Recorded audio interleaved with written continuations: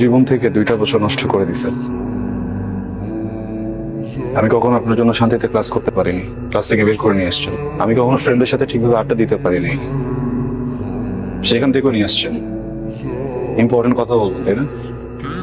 এগুলো ইম্পর্টেন্ট কথা। একটা ছেলেকে 2টা বছর অপেক্ষা করানোর পরে তার হাতে বিয়ের কার্ডটা ধরে দিচ্ছেন, এটা ইম্পর্টেন্ট কথা। তাকায় আছেন কেন বলেন না? কথা বলেন না, টাকা আছেন কেন? এইটা ইম্পর্টেন্ট কথা।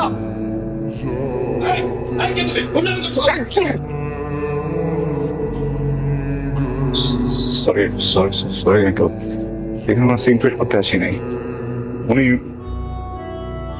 উনি আমাকে 2 বছর ধরে আঙ্কেল ঘোরাচ্ছে, বুঝছেন? আমাকে কি যেন একটা ইম্পর্টেন্ট কথা বলবে। আমি 2টা বছর ধরে ঘুরতেছি। আমি জাস্ট আসছি ইম্পর্টেন্ট কথাটা শোনার জন্য। আমি ইম্পর্টেন্ট কথাটা শুনে কেউ চলে যাবো, ডিস্টার্ব করবো প্লিজ।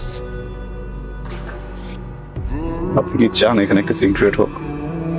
না 2টা বছর ছটফট করছেন না কথাটা বলার জন্য, এর থেকে অনেক বেশি ছটফট আমি করছি কথাটা শোনার জন্য।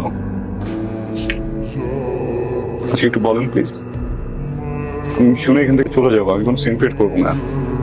এদিকে তাকান, আমার দিকে তাকান। ভালোবাসি, আমি তোমাকে ভালোবাসি।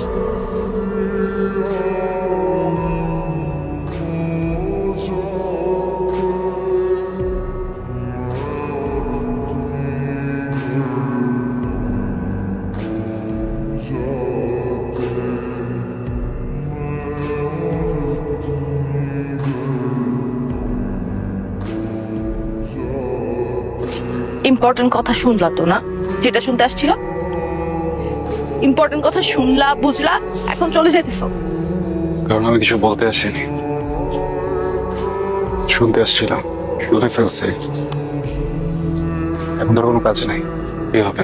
এত স্টুপিড তুমি, মাথায় বুদ্ধি নাই? হ্যাঁ, কিছু বুঝো না?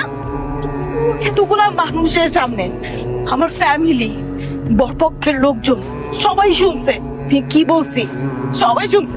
তারপর আমার বিয়ে হবে তোমার মনে হয়? আদৌ বিয়ে হবে? সরি। Okay fine.